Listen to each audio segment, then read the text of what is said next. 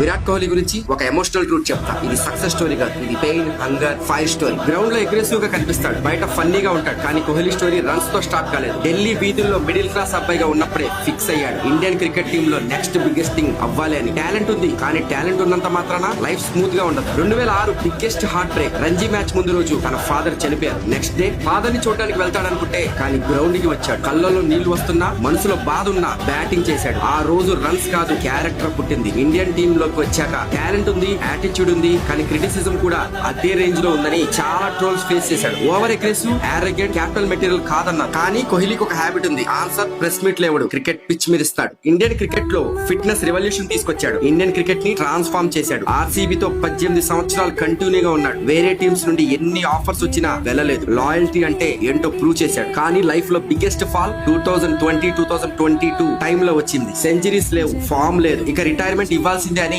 Memes కూడా చాలా వచ్చాయి. అందరూ అన్నారు కోహ్లీ అలా అయిపోయిందని. కానీ లెజెండ్స్ రిటైర్ అవ్వరు, రీబిల్డ్ అవుతారు. ఆసియా కప్ లో కమ్బ్యాక్ సెంచరీ, వరల్డ్ కప్ లో ఊచకోత పోసాడు, మళ్ళీ ప్రూవ్ చేశాడు ఇండియన్ క్రికెట్ బాస్ నేనేనని. కోహ్లీ జస్ట్ క్రికెటరే కాదు, వాకింగ్ బ్రాండ్ అయ్యాడు. నెట్వర్క్ 1000 కోట్ల పైగానే, బీసీసీ కాంటాక్ట్స్, ఐపీఎల్ క్రోస్. అవి మాత్రమే కాదు, రాంగ్ fashion brand, 18 Puma partnership, restaurants, gym, startups, 20+ brand endorsements. ఒక్క ఇన్స్టాగ్రామ్ పోస్ట్ కి 8 నుంచి 10 కోట్లు చార్జ్ చేస్తాడు. Not just king of cricket, king of comebacks కూడా. విరాట్ కోహ్లీ అంటే జస్ట్ క్రికెటర్ కాదు, he is fire, he is emotion, he is obsession.